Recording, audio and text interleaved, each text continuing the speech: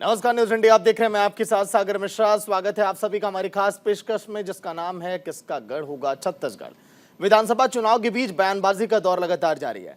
सभी पार्टियां एक दूसरे की कमियों को गिनवाकर चुनाव में जीत दर्ज करने का दावा कर रही हैं। छत्तीसगढ़ चुनाव में वोटर्स के नजरिए से किसानों पर एक बार फिर से फोकस है।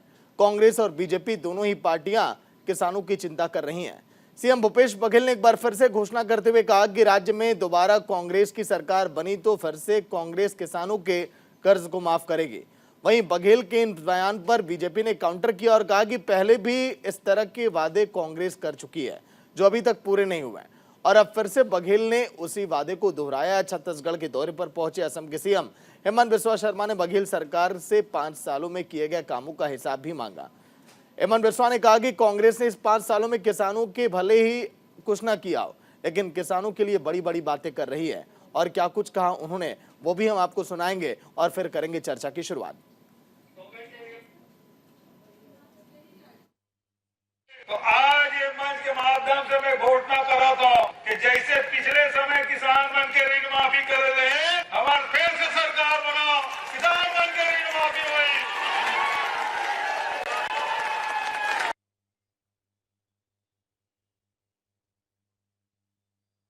किसानों का लोन माफी का आज बात करेगा। मतलब 5 साल किसानों का हालत क्या था। पहले तो आप बोला था किसान बहुत खुश है, अभी आप लोन माफी का बात निकाल के अभी खुद ही कन्फेस कर दिया कि छत्तीसगढ़ में किसान का हालत ठीक नहीं है। आपने लोन माफ करना चाहिए था, पहले ही माफ करना चाहिए था। अभी चुनाव का समय आपने क्यों बोला है? मतलब आपको आज अंदाज लगा चुनाव का समय जो आप लोगों का बीच में गया, तब आपको अंदाज लगा कि किसान का हालत खराब है। किसान को आपने जो देने का वादा किया था आपने नहीं दे पाया।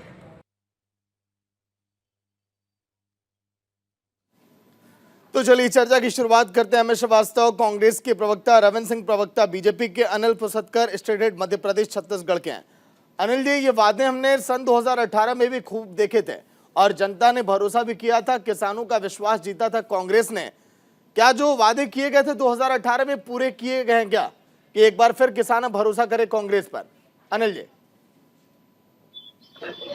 सागर, देखिए 2018 के चुनाव में ये किसानों की कर्ज माफी का जो वादा था, घोषणा थी, ये मास्टर स्ट्रोक था कांग्रेस का। और कांग्रेस कर्ज माफी के वादे पर और एमएसपी बढ़ाने के वादे पर जो है वैतरणी कांग्रेस चुनाव की पार कर गई थी और धमाकेदार जीत हासिल की थी कांग्रेस ने। 71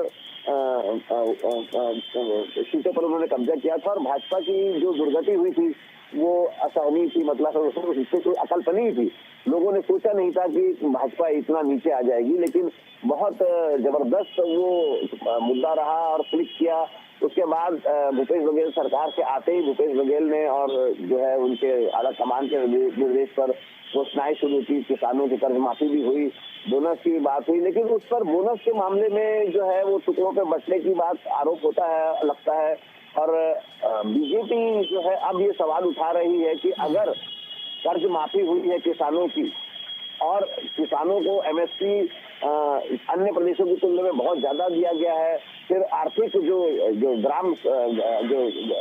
क्या कहना है, ग्रामीण अर्थव्यवस्था की जो परिकल्पना थी भूपेश बघेल की, उसके जरिए किसानों की आर्थिक हालत को मजबूत किया गया है। उनको अगर स्व सहायता समूह कह लीजिए और अन्य जो सोर्सेस थे, जो दुकान और गोबर वाली योजना थी, गौमूत्र वाली योजना थी, इसके जरिए अगर किसान को समृद्ध किया गया था आर्थिक रूप से, तो फिर अब फिर से कर्ज माफी की बात क्यों आ रही है, ये भाजपा सवाल उठा रही है। लेकिन इसमें कोई शक नहीं है कि कांग्रेस ने पहली सरकार बनते ही जो है कर्ज माफी की घोषणा, अपना वादा पूरा तो किया था, लेकिन उसके बाद 5 सालों में जो है बीजेपी को मौका मिलता रहा। जी सागर। चलिए, कांग्रेस और बीजेपी के भी प्रवक्ता जुड़ गए। अमित श्रीवास्तव कांग्रेस के प्रवक्ता, रविंद्र सिंह प्रवक्ता बीजेपी के। स्वागत है अमित जी आपका, रविंद्र जी आपका न्यूज इंडिया पर। अमित जी, क्या लग रहा है, एमएसपी और कर्ज माफी वाला दांव इस बार भी चल जाएगा क्या आप लोगों का? क्यों भरोसा इतना छत्तीसगढ़ में? जी, मुझसे पूछ रहे हैं आप? जी बताइए। हाँ अमित जी, आप ही से। जी सागर जी, देखिए लगातार हमारी सरकार ने 5 सालों में जो काम किए हैं और लगातार जिस प्रकार से 2.25 लाख करोड़ रुपए से ज्यादा अगर आप देखेंगे तो हमने छत्तीसगढ़ की जनता के विकास में और उनके खातों में डालने का काम किया है। और जो जनहित ऐसी और लोक कल्याणकारी योजना को हमने लाया है, जिससे जनता का कहीं ना कहीं जनता को उससे आर्थिक लाभ भी हुआ है। और इसीलिए शायद छत्तीसगढ़ मॉडल को अब तरक्की का गढ़, छत्तीसगढ़ को तरक्की का गढ़ माना जा रहा है। और यही हमारा विश्वास है कि हमने जो काम किया है, लगातार छत्तीसगढ़ की जनता ये चाहती है कि पुनः कांग्रेस की सरकार आए।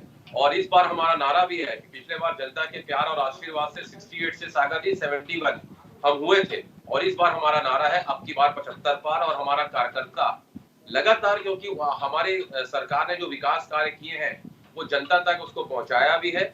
और हमारा कार्यकर्ता के अंदर एक नया जोश, कहते हैं ना, हमारी पार्टी की आन बान शान और हमारी पार्टी के जो प्राण हमारे कार्यकर्ता है, वो उनको पता है कि जो सरकार ने काम किया है कहीं बेहतर काम किया है, जिससे जनता में हमारी सरकार के कामों को पसंद भी किया है और जनता के बीच में एक उत्साह भी है। तो हमारा कार्यकर्ता निश्चित तौर पे बड़े कॉन्फिडेंट के साथ जनता के पास जाके ये कह भी रहा है कि इस बार 75 पार। और जनता का जो कहते हैं ना कि जनता का एक मूड जो भांपने मिल रहा है हमें छत्तीसगढ़ में आप लोगों के माध्यम से, निश्चित तौर पे इस बार 75 पार हम करने जा रहे हैं। ठीक। रविंद्र सिंह है, प्रवक्ता बीजेपी के। रविंद्र जी, कांग्रेस कह रही है पेट में आप लोगों के दर्द हो रहा है, क्योंकि आप लोग तो उद्योगपतियों के कर्ज माफ करते हैं और हम किसानों की बात कर रहे हैं, तो आप लोग इसमें बौखला से गए हैं। बौखलाहट किसकी है ये दिख रहा है कि अभी कांग्रेस का घोषणा पत्र आया नहीं और निरंकुश और तानाशाह के रूप में भूपेश बघेल जी ने घोषणा कर दिया। अरे इनको अपने घोषणा पत्र समिति पे भरोसा नहीं है क्या? उनके घोषणा पत्र समिति की जब रिपोर्ट आएगी तब इस बात की घोषणा करनी थी। और इतना डर और भय अभी से क्यों है भाई कि अकेले घोषणा करना पड़ रहा है? दूसरी बात, यदि आपने किसानों को समृद्ध बनाया, किसानों को उन्नत बनाया, तो किसानों को कर्ज में क्यों डुबोया? फिर किसानों का कर्ज माफी करने की जरूरत क्या है? यदि आपने काम किया है, बहुत अच्छा किसानों को पैसा दिया है, तो फिर किसान को तो कर्ज में होना ही नहीं चाहिए था। किसान का कर्ज में होना ही आपकी किसान नीति पे प्रश्न चिन्ह उठाता है। और सबसे बड़ी बात, अमित श्रीवास्तव जी जो बोल रहे थे, जिन कामों को लेकर हम छत्तीसगढ़ में जाएंगे, मुझे बहुत खुशी है कि बिल्कुल आप उन कामों को लेकर जाइए छत्तीसगढ़ में। छत्तीसगढ़ की जनता 7 नवंबर और 17 तारीख का इंतजार कर रही है कि किस तरह आपने जो कार्य किया, कानून व्यवस्था बिगड़ा हुआ है, किस तरह लगातार भारतीय जनता पार्टी कार्यकर्ताओं की हत्या हुई है, किस तरह आपने पीएससी में घोटाला किया, किस तरह व्यापम में घोटाला किया। और एक चीज भारतीय जनता पार्टी की सबसे बड़ी विशेषता छत्तीसगढ़ में 2 रूप में उभर कर आई है, एक अर्ध सत्य मुख्यमंत्री के रूप में और दूसरा झूठे मुख्यमंत्री के रूप में। क्यों? क्योंकि कर्ज माफी, सुनिए, इन्होंने कहा था कर्ज माफी करेंगे और केवल अल्पकालिक कृषकों के कर्ज माफ किए गए थे, सरकारी का नहीं किया गया था, केवल कोऑपरेटिव सोसाइटी के कृषकों का नहीं किया गया था, न मध्यकालीन और न दीर्घकालीन ऋणों को किया गया था। ये स्पष्ट कर दें, अभी भी ये स्पष्ट कर दे क्या पूरे किसानों के कर्ज माफी करेंगे या फिर छलावा करेंगे, फिर भ्रम उत्पन्न करेंगे? क्योंकि कांग्रेस जो है इसके अलावा छत्तीसगढ़ में तो कुछ की नहीं है। हम बिल्कुल इंतजार कर रहे हैं। ये बोल रहे हैं ना 75 पार का नारा, मैं कहता हूं यदि 27 सीट पे कांग्रेस सिमट गई तो भी उनकी उपलब्धि होगी। इनके भूपेश बघेल जी पाटन से चुनाव हारने वाले, ये भी तय मानकर चलिएगा। और मेरी बात 3 तारीख को प्रमाणित हो जाएगी। कांग्रेस ने जो छत्तीसगढ़ को लूटा है, जो कांग्रेस का एटीएम बना रहा है, वो पूरी छत्तीसगढ़ की जनता ने देखा और इंतजार कर रही है कि किस दिन मतदान हो और उस दिन छत्तीसगढ़ के मान सम्मान को जो कांग्रेस ने पट्टा लगाया ना, उसका पूरा बदला ले वो। बिल्कुल ठीक है अनिल जी, कांग्रेस देखिए दावे और वादे तो कर रही है किसानों को लेकर, लेकिन जमीनी हकीकत एक बार बताइएगा कि वाकई में किसानों के हित में कांग्रेस ने कितना काम किया है? क्योंकि चाहे वो मध्य प्रदेश हो या फिर छत्तीसगढ़ हो, इन दोनों राज्यों में कांग्रेस ने जमकर दांव खेला था किसानों पर सन 2018 के चुनाव में। अनिल जी देखिए सागर, सही कहा आपने कि 2018 के चुनाव में दोनों ही राज्यों में, क्या तीनों ही राज्यों में कांग्रेस ने अच्छा किसानों पर दांव खेला था और तीनों ही राज्यों में उनकी सरकार आई भी। राजस्थान में और छत्तीसगढ़ में चली, मध्य प्रदेश में दुर्भाग्य से कांग्रेस अपने ही पार्टी के भीतरे जो इनकी अंदरूनी जो लड़ाई थी, घर की लड़ाई थी, तो घर की लड़ाई घर पर ढहा गई। लेकिन जो ये बात आती है जब किसानों के कर्ज माफी की, तो ये जो बीजेपी के जो आरोप है, कैटेगरी जो उन्होंने बना के रखी है, अल्पकालिक और दीर्घकालिक, और जो नेशनलाइज्ड बैंक और कोऑपरेटिव बैंक और जो कोऑपरेटिव सेक्टर्स की, तो इस पर तो सवाल उठते ही हैं। इसमें कोई शक नहीं है कि किसानों की कर्ज माफी की घोषणा होने के बाद भूपेश बघेल ने पहली कैबिनेट में जो है उन्होंने कर्ज माफी की बात कही थी और कर्ज माफी के लिए निर्देश भी दिए थे। लेकिन इफ्स और बट्स जो लगे, चाहे वो कोऑपरेटिव, जो चाहे नेशनलाइज्ड बैंक की बात कर लीजिए, चाहे जो प्राइवेट बैंक्स की बात कर लीजिए, चाहे दीर्घकालिक लोन की बात कर लीजिए, तो वो तो आरोप शुरू से लगते आ रहे हैं और अभी भी आ रहे हैं, और बीजेपी शायद उसी को अपना हथियार बना रही है और वो उसी इस मत की आज भी बात कर रही है। आज भी जो है बीजेपी के हेमंत बिस्व शर्मा जो असम के मुख्यमंत्री आए थे, या यहाँ के जो स्थानीय नेता है, वो आज भी यही बात कर रहे हैं कि आप जो कर्ज माफी की बात करते हैं तो उसमें क्लैरिफिकेशन होना चाहिए, क्रिस्टल क्लियर सारी बातें होना चाहिए, कंडीशंस क्या है वो होनी चाहिए। तो ये तो कांग्रेस पर आरोप था है और शायद इस चुनाव तक रहेगा। सागर, ठीक है अमित जी बताइए सर, जब आप लोग ये बड़े बड़े दावे और वादे करते हैं तो नीचे आप लोग सर ये लिख क्यों नहीं देते हैं कि नियम और शर्तें लागू? क्योंकि जब चुनाव आप लोग जीत कर आते हैं उसके बाद तो सर कई सारे उसके दायरे बन जाते हैं, चाहे प्राइवेट बैंक की बात करें, सरकारी बैंकों की बात करें। आप नकारिएगा मत इस चीज को सर, बोलिए। देखिए मैं बिल्कुल नहीं नकारूंगा, मैं नकारने वाला प्रवक्ता बिल्कुल भी नहीं हूं। हाँ। अनिल भैया मेरे बड़े भाई हैं, हम सब उनका बहुत सम्मान करते हैं, और रविंद्र जी मेरे मित्र हैं। अनिल भैया मुझे बचपन से जानते हैं और वो जानते हैं मैं बेबाकी से बात करता हूँ। मैं आपको बता दूं कि कोई नियम शर्त हम नहीं करते हैं, और जिस प्रकार से हमने तो किया ना साहब, हमारे पास तो पूरा डाटा है। और आज अगर सबसे ज्यादा इसे भाजपा के सम्मानित प्रवक्ता भी नहीं नकार सकते कि आज अगर इस सबसे ज्यादा धान खरीदी हुई है इस प्रदेश में, और सबसे ज्यादा अगर डायरेक्ट पैसा किसी के पास गया है तो किसानों के खाते में गया है। और ये भाजपा ने तो 3, 8 और 13 में जो भी वादे किए थे ना सागर जी, एक भी वादे इन्होंने पूरे नहीं किए। और रही बात, हम तो कहते हैं ना कि जिस प्रकार से इनकी मंशा है, पूरी तरीके से भाजपा छत्तीसगढ़ में मुद्दाविहीन हो चुकी है और लगातार इनके पास कोई मुद्दा तो है नहीं। और रही बात कैसे हर्डल्स पैदा करें, कैसे सौतेला व्यवहार इन्होंने किया, ये आप वरिष्ठ पत्रकार हैं, आप बेहतर जानते हैं। और लगातार उसके बाद भी जिस प्रकार से हमने उन किसानों को जो सब्सिडी इनपुट देने का भी हमने काम किया, न्याय योजना लाके हमने काम किया, छत्तीसगढ़ का किसान आज पूरे देश में जिस प्रकार से हमारे यहाँ रकबा भी बढ़ा, किसानों की संख्या भी पंजीकृत बढ़ी, ये दर्शाता है कि हमारी योजनाओं से किसान भाइयों को लाभ भी हुआ। और किसान भाइयों ने ये प्रण कर लिया कि अब छत्तीसगढ़ से पलायन नहीं करना है, अपने ही प्रदेश में खेती करना है। और रही बात जिस प्रकार से हमने किसानों को, किसान भाई हमारी कहते हैं ना कि आपकी प्रमुखता में कौन कौन होता है, इनके प्रमुखता में रहते हैं अडानी जी। अब हमने कहा है कि जिस प्रकार से नगरनार प्लांट को बेचने का काम किया जा रहा है, जिस प्रकार से लगातार हम ये बात को कहते भी हैं कि लगातार अगर आप इनको वोट देंगे मतलब आपकी न्याय योजना बंद, अगर आप ये वो देंगे जिस। तो रविंद्र सिंह भी हैं प्रवक्ता बीजेपी के। रविंद्र जी आवाज मिल पा रही है? साफ आ रही है आपकी आवाज। रविंद्र जी, प्रदेश में क्या है कि किसानों की कर्ज अब लेने की होड़ लगी है सर बैंकों के बाहर, इस उम्मीद में कि कांग्रेस आएगी, हो सकता है हमारे कर्ज माफ हो जाएं। अगस्त के महीने में हमने ऐसा देखा था, क्योंकि चुनावी साल है, उन्हें भी पता है कि हमारे पर दांव तो खेला जाएगा। आप लोग पीछे रह गए क्या इसमें? नहीं, हमारा घोषणा पत्र तो वेटिंग है, बहुत जल्द आ जाएगा। उस पर हम देखेंगे कि हम कितना माफ कर रहे हैं, कि इनसे कितना आगे जाके करेंगे। लेकिन एक चीज मैं चैनल में बैठ कर कह रहा हूँ कि किसानों के लिए हम कांग्रेस से ज्यादा करेंगे।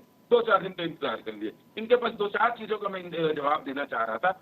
ये बोल रहे थे 2018 में जो क्या कहते हैं इन्होंने घोषणा पत्र किया था, क्या 2 वर्ष का बोनस दे दिए किसानों को, ये बता दें किसानों को इतने पैसे और जो कार्य किए हैं उसका। इनके घोषणा पत्र में 2018 में हम 2 साल के किसानों को बोनस देंगे। और रही बात अमित श्रीवास्तव जी, 2003 में हमने बहुत अच्छा काम किया, इसलिए 2008 में आए 8, फिर उसके बाद हम 13 में आए, उसके बाद 18 तक गवर्नमेंट में रहे। तो 1 बार नहीं 2 बार नहीं, हम 3 बार छत्तीसगढ़ में सरकार में रहे। तो भारतीय जनता पार्टी के प्रति छत्तीसगढ़ की जनता का विश्वास था, हमारे कार्य के प्रति लोगों का विश्वास था, इसलिए हम 3 बार सत्ता में आए। आप 1 बार आ रहे हैं और जाने की तैयारी कर रहे हैं। आप कैसे नियम और शर्तों का पालन करते हैं सुनिए, मैं बता रहा हूँ। आपने कहा बेरोजगारी भत्ता 2500 देंगे, और जो नियम शर्त बनाए ना उस पर बेरोजगारी भत्ता 10% लोग को नहीं मिला होगा, 10% लोगों को। ये आप लोग फिर करने वाले, फिर छद में करेंगे। आप शिकारी के रूप में फिर आ रहे हैं, फिर जाल फैला रहे हैं और जनता को शिकारी की तरह फिर पकड़ने की कोशिश कर रहे हैं। लेकिन आप काठ की हांडी थे, 1 बार चढ़े हो, अब दोबारा नहीं चढ़ सकते, क्योंकि आपकी हांडी जो है ना वो जल चुकी है, भून चुकी है और हवा में विलीन हो चुकी है। भारतीय जनता पार्टी और कांग्रेस के घोषणा पत्र में क्या अंतर होगा 2018 और 23 में, एक बात बता रहा हूँ। 23 में कांग्रेस के घोषणा पत्र पे कोई भरोसा नहीं करेगा। इनके घोषणा पत्र पे सबसे बड़ी प्रश्न विश्वसनीयता का प्रश्न चिन्ह होगा और भारतीय जनता पार्टी का घोषणा पत्र हर कोई हाथों हाथ लेगा, क्योंकि हम जो बोलते हम करते हैं। क्योंकि इन्होंने शराबबंदी नहीं किया, इन्होंने अनियमित कर्मचारी को नियमित नहीं किया, इन्होंने 1500 रुपए विधवाओं को पेंशन नहीं दिया। किस बात का घोषणा पत्र है इनका और क्यों छत्तीसगढ़ की जनता भरोसा करेगी? मैं कह रहा हूं भूपेश बघेल जी, आप केवल झूठ ही बोलते रहे और आपको डर था, भय था, इसलिए आपने समय से पहले किसानों के लिए फिर कर्ज माफी का खेल खेला है। लेकिन फिर वही काम करेंगे आप, नियम एवं शर्तें लागू करके और ज्यादा से ज्यादा। अच्छा, 9,500 करोड़ रुपए आप कर्जा माफी किया किसान का और 85,000 करोड़ आपने कर्ज लिया है, तो 75,000 करोड़ गया कहाँ? केवल 10,000 करोड़ तो आपने खर्चा किया किसानों के लिए, बाकी गया कहाँ बताइए? क्यों? ये शराब घोटाले के माध्यम से आप लोगों के जेब में आया, रेत घोटाला, कोयला घोटाले के माध्यम से, और छत्तीसगढ़ को कर्ज में डुबा दिए। यही आपकी उपलब्धि है। कानून व्यवस्था छत्तीसगढ़ में बिगड़ चुकी है। अभी देखिए मानपुर में खुलेआम आपके कांग्रेस विधायक के सामने बैठकर धमकी दी गई थी कि भारतीय जनता पार्टी का कोई कार्यकर्ता मानपुर आए तो उसका गला काट देना, मार डालना। मैं जिम्मेदारी अमित जी लेता कुछ हूं। जवाब दे रहे हैं, रविंद्र जी आपका जवाब दे रहे हैं। अमित जी बोलिए। आप लोग की उपलब्धि है। देखिए, बहुत सारे प्रश्न मेरे काबिल मित्र ने उठाया, मैं सीलेवार उसका जवाब देना चाहूंगा। इन्होंने कहा कि जिस प्रकार से मुख्यमंत्री जी के क्षेत्र के बारे में कही, तो मैं कहता हूं कि मुंगेरी लाल के हसीन सपने भाजपा देख रही है और वो थोड़े दिन में क्लियर भी हो जाएगा, 3 दिसंबर के। और रही बात जिस प्रकार से इन्होंने कहा, तो मैं आपको बता दूं सागर जी कि हमने तो जो कहा है हमने किया है। ये तो 2, 3, 8 और 13 में इन्होंने कहा था 2100 रुपए समर्थन मूल्य नहीं दिए, सिंचाई पंप किसानों को देंगे नहीं दिए, बिजली उनको सिंचाई के लिए मुफ्त देंगे नहीं दिए, 300 रुपए बोनस इन्होंने बोला था देंगे नहीं दिए, और चुनाव जीतने के बाद ये कह देते हैं जुमला। तो इसीलिए तो छत्तीसगढ़ की जनता कह रही है जिस प्रकार से इनकी सरकार काम करती है, भाजपा की सरकार अपने कॉर्पोरेट मित्रों को फायदा पहुंचाने के लिए काम करती है। 4 लोग इस देश को चला रहे हैं सागर जी, 2 लोग बेचने वाले, 2 लोग खरीदने वाले, और देश की जनता अब कहती है कि बेचत बेचत मैं चला उपक्रम बचाना कोई, और अगर तो आपका से कुछ बच गया तो सूचित कर दो मोदी जी, वो भी बेच देंगे। तो रही बात, अब आपको मैं बता दूं, 1 मिनट रविंद्र जी, आपने बोला था तो मैं बड़े धैर्यपूर्वक सुना था। This is my personal request to you, please धैर्यपूर्वक सुनिए मित्र। जब आप बोले थे तो मैं बहुत धैर्य से सुन रहा था। आप बाहर हो रहे हैं, मैं टोक किस ले रहा हूँ क्योंकि आपने छत्तीसगढ़ के विषय ये आपका आउटलुक नहीं है, ये सागर जी का विषय है, ये अनिल कुशोत्तर जी का विषय है। सुन लीजिए रविंद्र जी सुन लेते हैं सर। आप नहीं टोकेंगे रविंद्र जी, अगर रविंद्र जी जहां पर मुझे लगेगा मुद्दे से इतर ये जा रहे हैं, मैं खुद ही रोक दूंगा। मैं यहाँ पर नहीं आया। रविंद्र जी बोलिए। अमित जी बताइए। जी सागर जी, देखिए जिस प्रकार की हमारी सरकार ने यहाँ पर काम किया है, इनके पास कोई चेहरा नहीं है। ये कहते हैं हम मोदी जी पे चुनाव लड़ेंगे। मैं बड़ी जिम्मेदारी के साथ चैलेंज के साथ आपके चैनल पे बड़ी जिम्मेदारी के साथ कहता हूँ, आ जाए मोदी जी पे चुनाव लड़ लें। नहीं, लेकिन कुछ तो अमित जी सुनिए सर। अमित जी आइए सवाल पे ही आ जाते हैं। अमित जी सर, कुछ तो रोड मैप तैयार कर रहे होंगे ना। सन 2022 की अपेक्षा सन 2023 में सर 1,000 करोड़ अधिक कर्ज किसानों ने उठाया है छत्तीसगढ़ में। आज के 1 महीने पहले की रिपोर्ट में बता रहा हूं आपको। ये पैसे रिकवर कहां से करेंगे सर? इतने ज्यादा पैसे किसान बताइए कर्ज ले रहे हैं, चुनाव के चक्कर में उन्हें लग रहा है कि आप लोग माफ कर देंगे। देखिए सागर जी, इसी को कहते हैं क्रेडिबिलिटी।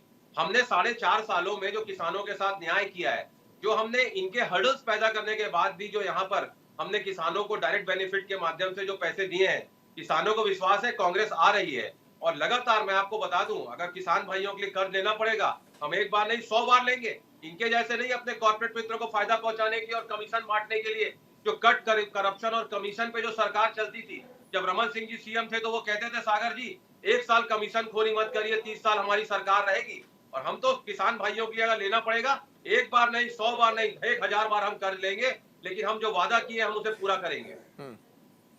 अनिल जी बताइए, मतलब कि बेशक राज्य कर्जे में डूब जाए, लेकिन हम चुनाव जीतने के लिए सारे हथकंडे अपनाएंगे, साम दाम दंड भेद सब कुछ। अनिल जी 40,000 करोड़ का कर्ज ये भी छोड़ के गए थे साहब, और आज मोदी जी 50,000 से 1,55,000 करोड़ कर्ज लिए।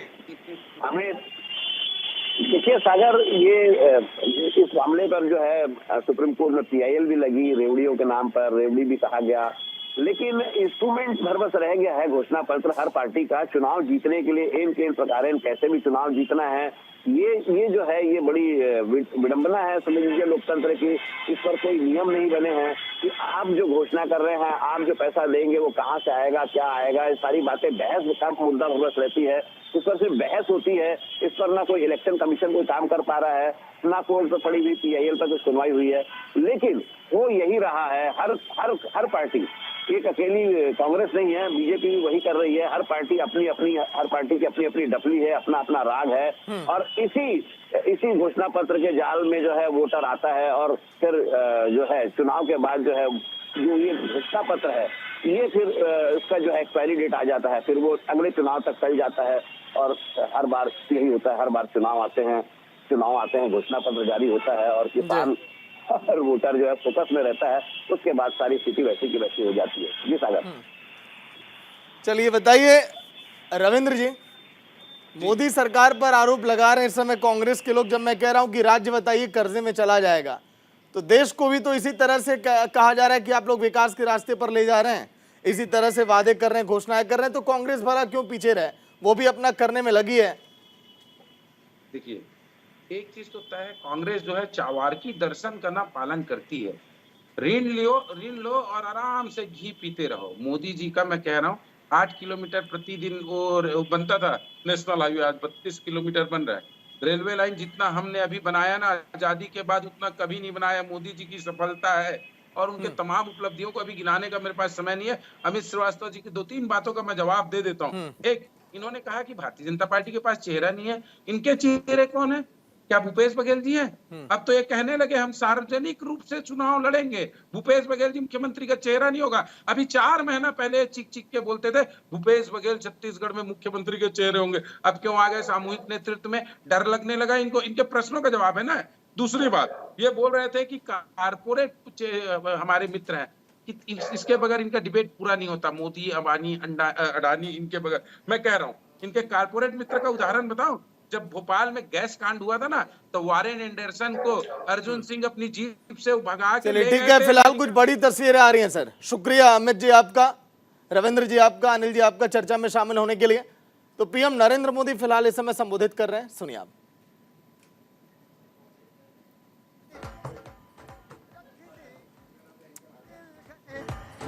आखिरी हद है ये, रख ले काला काला जादू तेरा, वही काला जादू है ना।